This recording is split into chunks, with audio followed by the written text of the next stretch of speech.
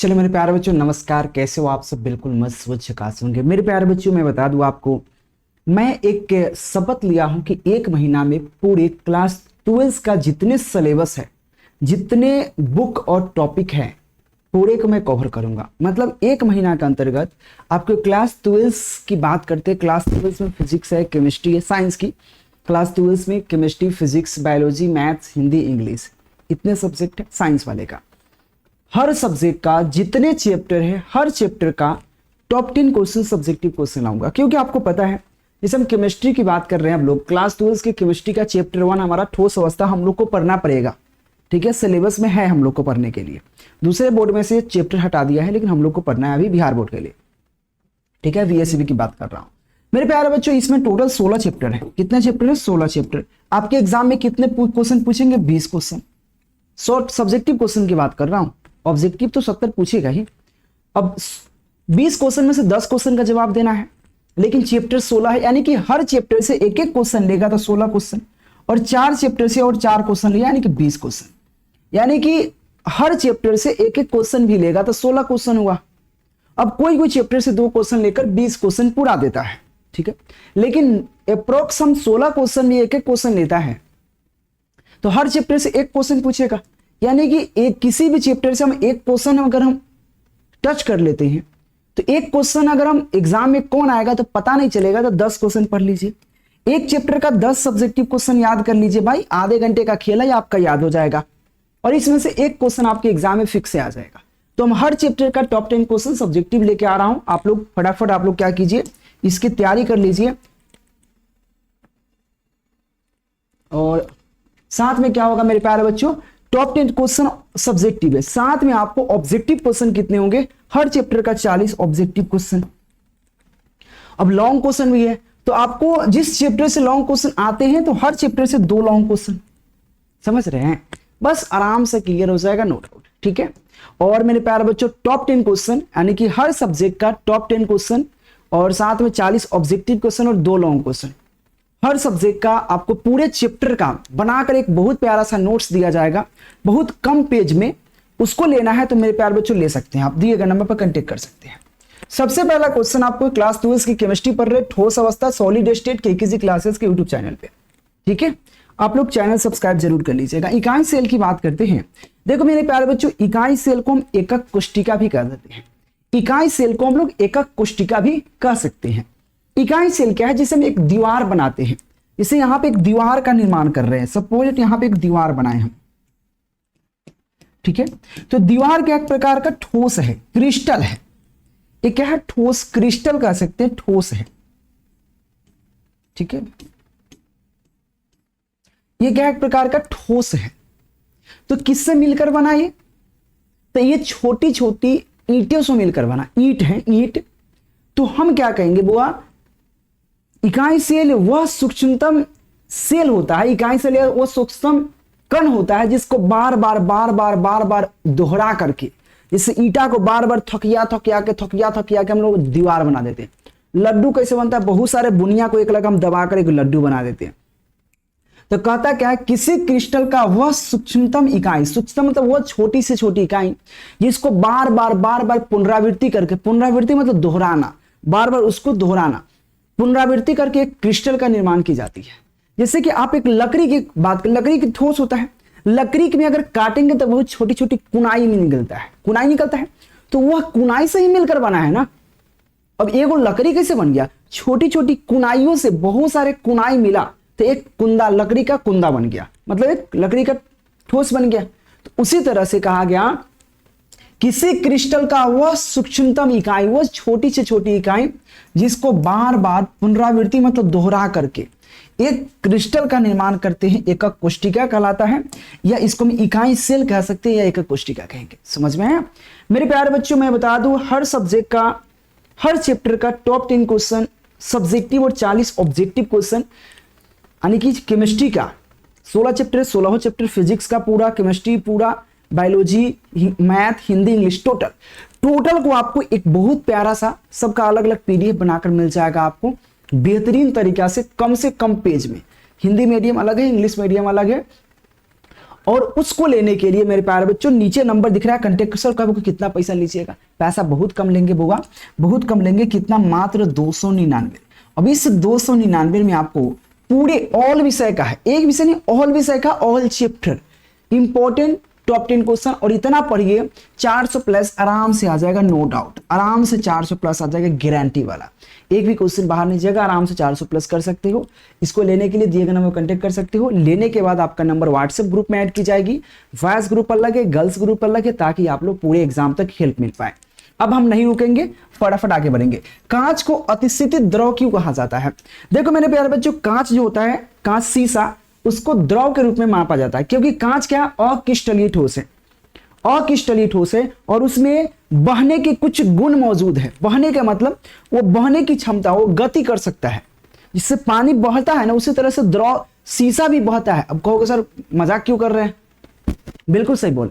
बहुत पुराने पुराने इमारतों की बात करते, बहुत पुराने 100 साल 500 मतलब 50 साल पुराना अगर इमारत देखो, अगर उसमें शीशा का दरवाजा या शीशा का विंडो लगा हो, तो ऊपर देखना, ऊपर पतला रहेगा शीशा। इस तरह से अगर देखा जाए तो इस तरह से नीचे मोटा हो जाता है, नीचे मोटा आने के ऊपर से बहकर नीचे चला जाता है। यह धीमी प्रक्रिया है। तो क्या कहा गया? कांच को अतिसिद्ध द्रव माना जाता है, क्योंकि यह क्या है? यहाँ पे अनाकार ठोस है। अनाकार मतलब होता है अक्रिस्टलीय ठोस। हम अनाकार को भी अक्रिस्टलीय ठोस कह सकते हैं। क्या एक प्रकार का अनाकार ठोस यानी कि अक्रिस्टलीय ठोस है, जिसमें द्रवों की तरह, द्रवों के समान बहने का गुण पाया जाता है। द्रव, जो द्रव होता है, पानी उनी बहता कैसे है? बहता उसी तरह से शीशा में भी, कांच में भी बहने के गुण पाया जाता है। हालांकि ये बहुत धीमी गति से होता है, हालांकि बहुत धीमी गति से होता है, इसीलिए कांच को या अतिस्थितित द्रव कहा जाता है। इसीलिए कांच को हम अतिस्थितित द्रव कहते हैं। और एक चीज मेरे प्यारे बच्चों, मेरे यहाँ का जो परिभाषा जो लिखा जाता है, बहुत छोटा, बहुत सटीक और पूरे मार्क्स मिलने वाला, ऐसा नहीं।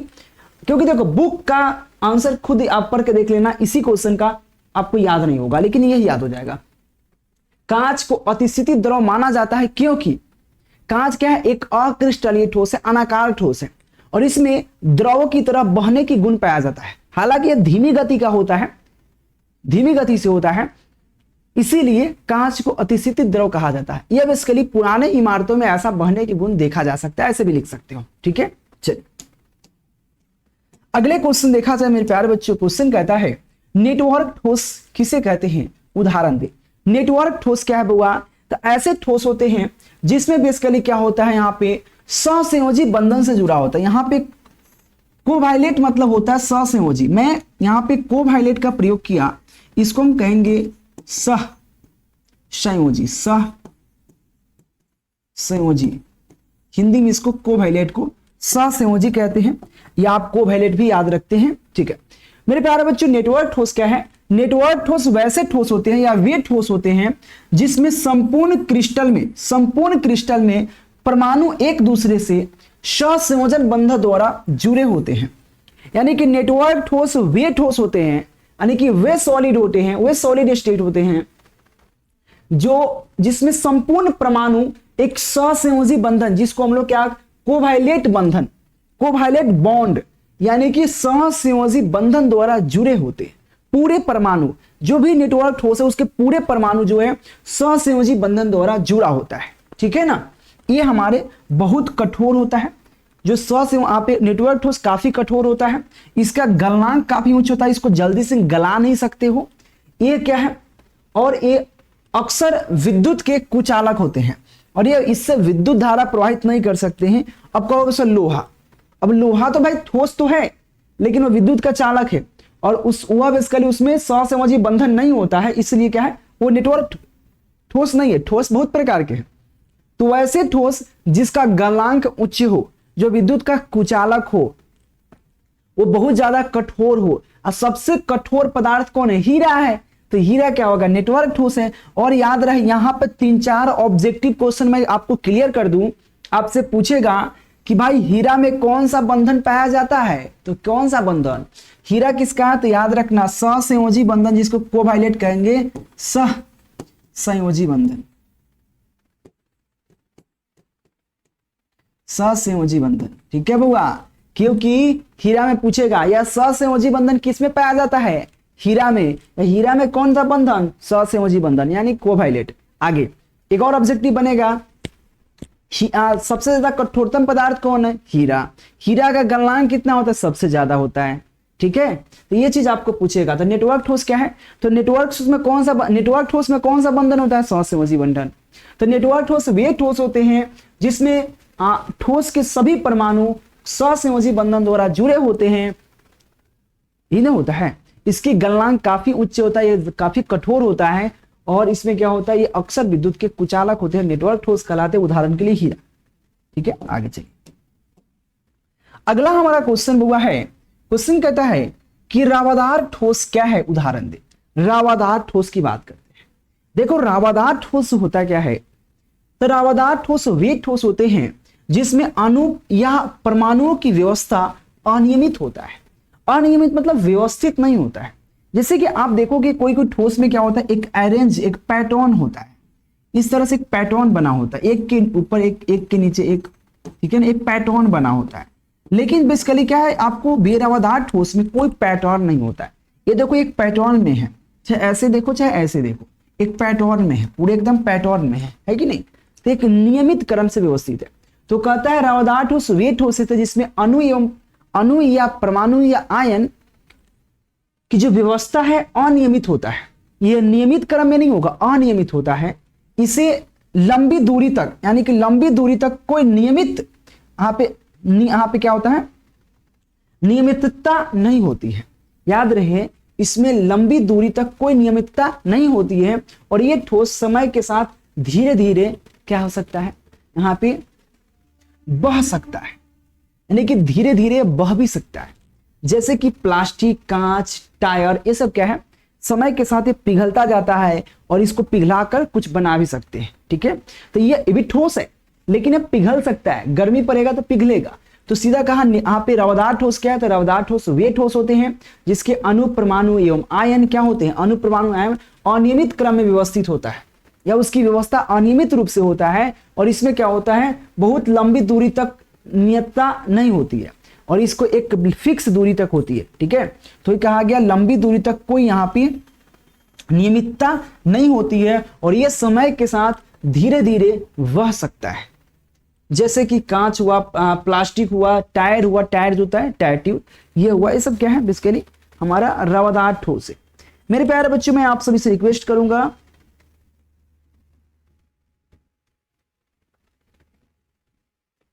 चलिए अगले क्वेश्चन की तरफ बढ़ते हैं। अगला क्वेश्चन है क्रिस्टल बिंदु दोष अब क्या होता है। वो देखो क्रिस्टल बिंदु दोष या बिंदु दोष किसे कहते हैं।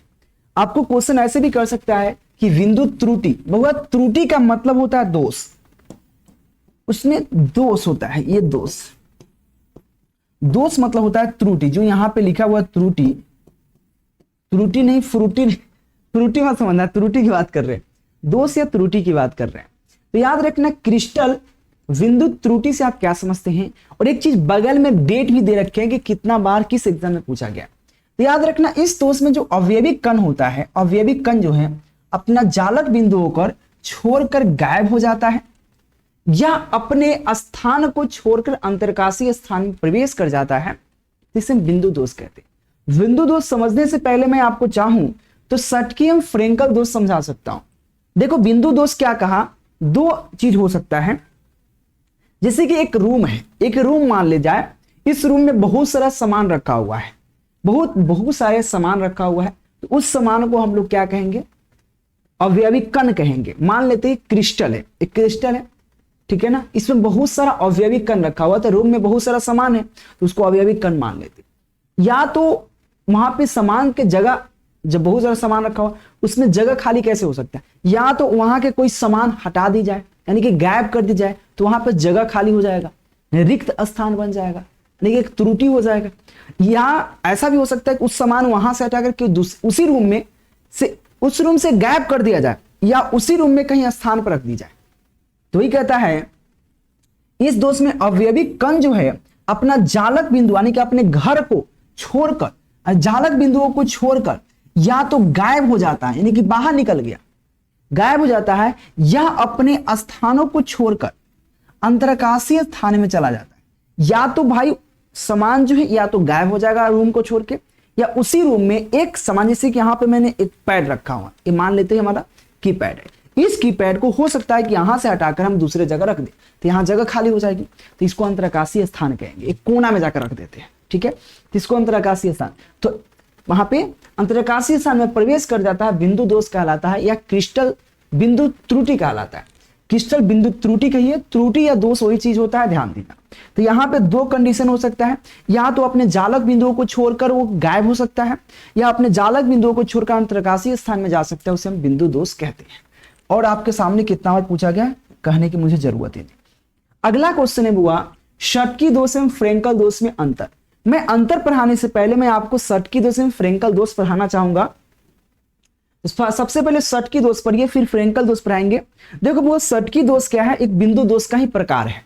षटकी दोष में क्या कहता है, सिंपल, जैसे कि रूम है, मान लीजिए रूम है, इसमें रूम में बहुत सारा सामान रखा हुआ है, इस सामान में से कुछ सामान गायब कर दीजिए तो जगह खाली हो जाएगा, तो उस दोष को क्या कहेंगे, षटकी दोष कहेंगे। तो डिफिनीशन क्या लिखेंगे, इस दोष में जो अवयवी कण है, वह जो अवयवी कण है, ठीक है, मान लो अवयवी कण सामान को मान लेते घर एग्जाम, अवयवी कण अपने जालक बिंदु, जो जालक है, ये जालक आपको नजर आ रहा है, इस जालक बिंदु देखो यहां पे अवयवी कण था लेकिन गायब हो गया है, ठीक है, तो क्या कहते हैं, इस दोष में अवयवी कण जो है अपने जालक बिंदुओं को छोड़कर कहां चला गया, छोड़कर गायब हो जाता है, छोड़कर कहां चला गया, यहां पे गायब हो गया, छोड़कर गायब हो जाता है, और इसे हम क्या कहेंगे, षटकी दोष कहेंगे। बताओ इतना छोटा सा डिफिनेशन याद नहीं होगा आपसे, बताओ जरा, और इतना प्यारा प्यारा डिफिनेशन सिर्फ हम आपको प्रोवाइड कर सकते हैं। तो आप लोग के लिए इंपॉर्टेंट टॉप 10 क्वेश्चन हर सब्जेक्ट का ऑब्जेक्टिव प्लस सब्जेक्टिव का नोट्स बनाया है, बहुत कम पेज में,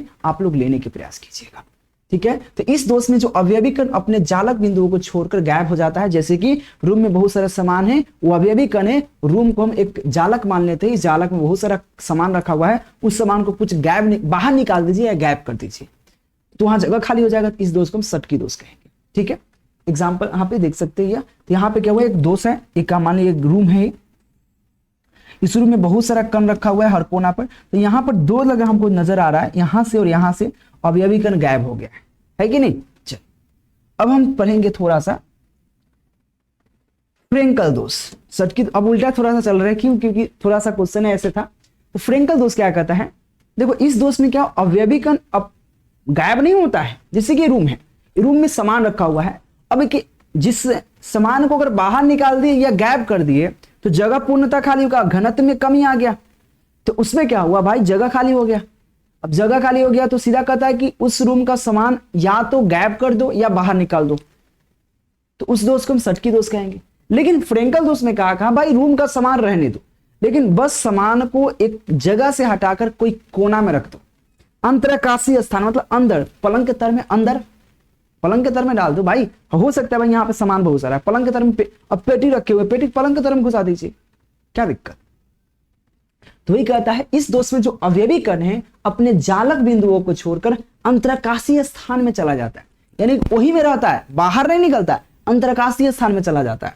मेरे प्यारे बच्चों फेसबुक पेज को फॉलो कर लेना है, फेसबुक पेज जो हमारा है फॉलो जरूर कर लेना उसको, ठीक है ना, फेसबुक पेज और यूट्यूब चैनल को सब्सक्राइब कर लेना, ठीक है। तो याद रखना इस दोष में जो है फ्रेंकल दोष क्या कहता है, इस दोष में जो अवयवी कण है अपने जालक बिंदुओं को छोड़कर कहां चले जाते हैं, अंतराकाशीय स्थान में चला जाता है। कहां पे, अंतराकाशीय स्थान में चला जाता है, फ्रेंकल दोष कहलाता है। देखो बुआ यह एक क्रिस्टल है, इसमें यहां से एक दोष, एक बिंदु निकलकर अवयवी कण निकलकर देखो इसी क्रिस्टल में देखो यहां पर आ गया है कि नहीं, उसी में है, अलग नहीं है, ठीक है। अब दोनों में अंतर पढ़ लेते हैं, षटकी दोष और फ्रेंकल दोष में अंतर। सबसे पहला हम लोग डिफिनेशन षटकी दोष है या फ्रेंकल दोष है। षटकी दोष में क्या हुआ, फर्स्ट पॉइंट, षटकी दोष में जो अवयवी कण अपने जालक बिंदुओं से छोड़कर बाहर निकल जाता है, बाहर ही निकल गया ना। आप लोग थोड़ा सा क्वालिटी बढ़ा लेना और फ्रेश दिखेगा, और पीडीएफ आप लोग ले लीजिएगा ताकि आपको याद करने में, देखो इससे फायदा आपको क्या है कि एक तरफ से याद करते चलिए, ये आपको एक तरफ से याद, और थ्योरी पढ़ते रहिए, कोचिंग क्लास जाते रहिए, कोई दिक्कत नहीं, लेकिन डेली आप 2 घंटे इस पर दीजिए फोकस, टॉप 10 क्वेश्चन हर चैप्टर का, और एक साइड से आप इसको नोट्स अलग बना के प्रिंट आउट ले लीजिए, बहुत कम पेज में हम दे रहे हैं आपको, और उसको क्या कीजिए आप याद करना शुरू कीजिए, तब देखिए आप बारूद बन जाइएगा। सच बता रहे हैं कि आप सोचिएगा कि अब तैयारी कर लेंगे, कभी नहीं होने वाला है। अब करे करे समय खत्म हो जाएगा, ठीक है। षटकी दोष में क्या होता है, अपने जो अवयवी कण है जालक बिंदुओं को छोड़कर गायब हो गया। फ्रेंकल दोष में क्या हुआ, जालक बिंदुओं को छोड़कर अवयवी कण जो जालक बिंदुओं को छोड़कर अंतराकाशीय स्थान में चला गया। सबसे पहला अंतर तो ये हो गया हमारा। दूसरका देखिए, दूसरका से पहले हम तीसरका पढ़ेंगे। तीसरका पॉइंट देख लीजिए। देखो षटकी दोष में एक चीज मैं बता दूं, जैसे कि रूम में क्या सामान गायब हो रहा है, तो गायब होने का मतलब वहां जगह खाली हो गया, यानी कि घनत्व घट गया ना, जगह खाली हो रहा है, घनत्व घट रहा है ना, तो क्या होगा, षटकी दोष के घनत्व में कमी आता है। लेकिन फ्रेंकल दोष में क्या हुआ, जैसे रूम का सामान है, अब सामान को भाई पूरी तरह से एकदम हर जगह है, अब एक सामान को बाय द केस उसी वहां जगह हटा करके, उस जगह से हटा करके कहीं रख देंगे उसी रूम में, तो भाई उसी रूम में उतना जगह तो उतना ही लेगा ना, कहीं रखेंगे तो घनत्व में कमी नहीं आएगा, ना बढ़ेगा ना घटेगा, जस के तस रहेगा, क्योंकि भाई उससे बाहर थोड़ी निकाल रहे हैं। भले टेबल का सामान हम टेबल के नीचे रख रहे हैं, लेकिन फिर भी उतना जगह तो छेक रहा है ना, उतना आयतन तो घेरेगा ना। तो ये क्या आता है, इसके घनत्व में कोई परिवर्तन नहीं होता है, किसमें, फ्रेंकल दोष में। षटकी दोष क्या कहता है, षटकी दोष का उपसंयोजक संख्या निम्न कम होता है, क्योंकि यहाँ पे इसकी घनत्व कम होता है, इसलिए उपसंयोजक संख्या कम होता है, और फ्रेंकल दोष के उपसंयोजक संख्या उच्च होता है। यह बेसिकली अंतर हो गया। तो मैं षटकी फ्रेंकल दोष पढ़ा चुका हूं, तो मैं 8 नंबर क्वेश्चन तक क्लियर है। 9 नंबर क्वेश्चन की ओर चलेंगे, जो कि मोस्ट इंपॉर्टेंट है मेरे प्यारे बच्चों, ध्यान देना। क्वेश्चन क्या कहता है, उससे पहले आप लोग से रिक्वेस्ट करेंगे केकेजी क्लासेस के यूट्यूब चैनल और केकेजी क्लासेस के फेसबुक पेज फॉलो कर लेना, चैनल सब्सक्राइब कर लेना। मैं आपको डेली बेसिस पे क्लास दे रहा हूं। मैं आप सभी से रिक्वेस्ट यही करूंगा कि मैं 1 महीना के प्रण लिया हूं और 1 महीना में पूरे सब्जेक्ट का पूरे चैप्टर टॉप 10 क्वेश्चन खत्म कर दूंगा। तो आप लोग अगर साथ दोगे तो मैं डेली सुबह 11 बजे सुबह, ठीक है, और शाम को 7 बजे मैं क्लास ले रहा हूं, रात को 7 बजे, सुबह 11 बजे डेली मैं क्लास ले रहा हूं, तो आप लोग अटेंड कीजिएगा। हाँ, कभी कभी वीडियो लेक्चर आएंगे, लाइव क्लास नहीं रहेगा, कभी कभी वीडियो में आएंगे, क्योंकि पहले रिकॉर्ड करके फिर डाल दी जाती है। बात वही हुआ, क्योंकि सब्जेक्टिव में लाइव हो चाहे वीडियो, बात वही हुआ। लाइव में क्या होगा भाई, हम चिल्लाएंगे, आप सुनोगे, बस, दूसरा क्या। और वो भी तो आधा, जब क्लास खत्म होने के बाद वो भी तो रिकॉर्डेड बन जाता है ना। तो आप ये टेंशन मत लेना कि सर रिकॉर्डेड दे रहे हैं या लाइव दे रहे हैं, ठीक है। देखिए फेरो चुंबकीय और पारा चुंबकीय, फेरो चुंबकीय और पारा चुंबकीय में क्या अंतर है। देखो फेरो चुंबकीय और पारा चुंबकीय की बात करते हैं। देखो बुआ, फेरो चुंबकीय पारा चुंबकीय को हिंदी में क्या कहते हैं बुआ, याद रखना, पारा चुंबकीय को हम अनुचुंबकीय कहते हैं। अंतर पूछ रहे हैं, तो यह पारा चुंबकीय को हम लोग क्या कहते हैं, अनुचुंबकीय कहते हैं। तो मैं यहां पे अनुचुंबकीय लिख दिया। तो अनुचुंबकीय क्या है, ऐसे ठोस जो चुंबकीय क्षेत्र में रखने पर, यानी कि ऐसा ठोस अगर ऐसे ठोस जो चुंबकीय क्षेत्र में रखने पर दुर्बल रूप से आकर्षित होता है।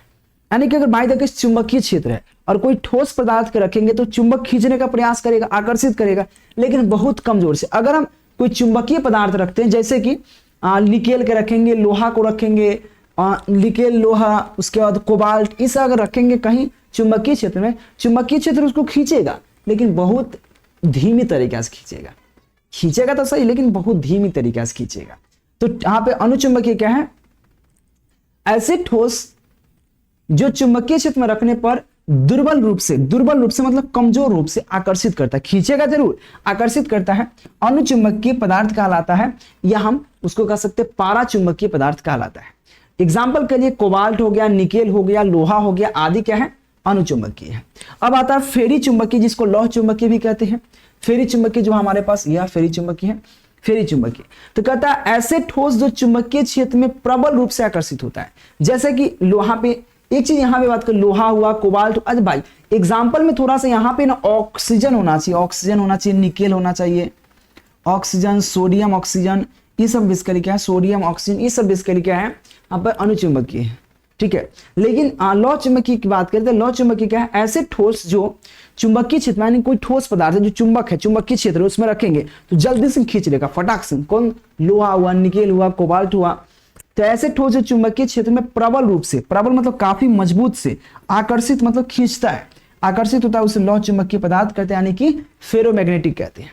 यह आपका हुआ फेरोमैग्नेटिक और पारामैग्नेटिक में अंतर। और इसको हिंदी में क्या कहते हैं, तो कभी कभी आपको यहाँ पे अनुचुंबकीय और लौह चुंबकीय भी कह सकता है, तो आप टेंशन मत लेना। फिर यहाँ पे पारा क्या होता है, फेरी क्या होता है, वो इंग्लिश शब्द का प्रयोग किया हिंदी, लेकिन पूछा हिंदी इंग्लिश में ही था। अगले क्वेश्चन देखिए, अगले क्वेश्चन हमारे पास क्या है, CSCl के बनावट एवं संक्षिप्त वर्णन करें। बउआ CSCl एक प्रकार का VCC इकाई है, एक प्रकार का BCC इकाई है, और BCC किसे कहते हैं मैं आपको बताऊंगा, निश्चिंत रहे मेरे प्यारे बच्चों। यह क्वेश्चन 2015 में पूछा गया था, और यह लास्ट क्वेश्चन आपको पता है टॉप 10 क्वेश्चन है हर सब्जेक्ट का, हर चैप्टर का। तो हर चैप्टर का टॉप 10 क्वेश्चन पढ़ा रहे हैं। तो आप सबसे रिक्वेस्ट है कि आप लोग आज ये मत सोचना कि सर 200 रुपया 250-300 रुपया ले रहे हैं, बर्बाद चला जाएगा पैसा, ऐसा सोचोगे कभी नहीं होगा। देखो गैस खरीदोगे, कहीं से भी गैस खरीदना, मैं आप दिल से सोचना, गैस खरीदोगे तो 200-300, वो भी 300-400 से कम में आएगा नहीं, 500 से। और अलग अलग क्या गैस से कितने क्वेश्चन आप याद कर पाओ?